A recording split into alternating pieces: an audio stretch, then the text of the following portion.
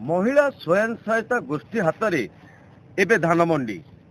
base खुशी अच्छा बांकी परशुरामपुर सुखदेई महिला स्वयं सहायता गोष्ठी महिला माने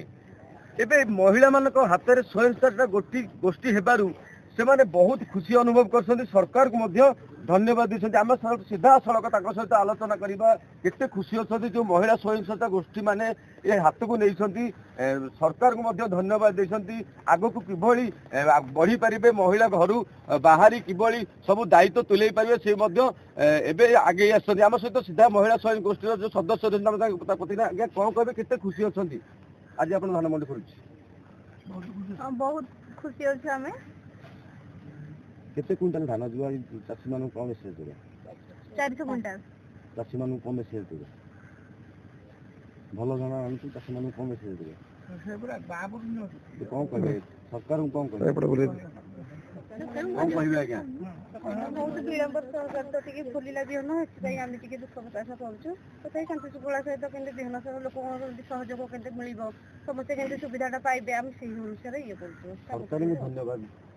सरकार को धन्यवाद जनाऊँ विलंब सहित भी आम सब उत्साह कम टी जहाँ सुझाव सरकार को धन्यवाद देते विलंब धान मंडी पिटिसी मिलर मान स्ट्राइक द्वारा आम सहित आउ महिला श्रमिक गोष्ठी कौन कहे आज आपण अंचल धान मंडी कर आपको सरकार दायित्व देते महिला श्रमिक गोष्ठी को बहुत खुशी सरकार आमको दायित्व देवर धान मंडी खोलिकी डेरी हल आम दुख प्रकाश कलु आम कि बहुत खुशी अच्छे चाषी मान कौन कहे बहुत धन्यवाद मंडी आनिक धान सब ठीक टाइम दबार आम बहुत खुशी कौन कहे आज्ञा जो धान मंडी खोल धान मंडी खोल के खुशी अच्छा तो धान मंडी खोल आज्ञा कौन कह सरकार को धान मंडी खोल चाषी के कौन मेसेज देवे कि धान आनी देवे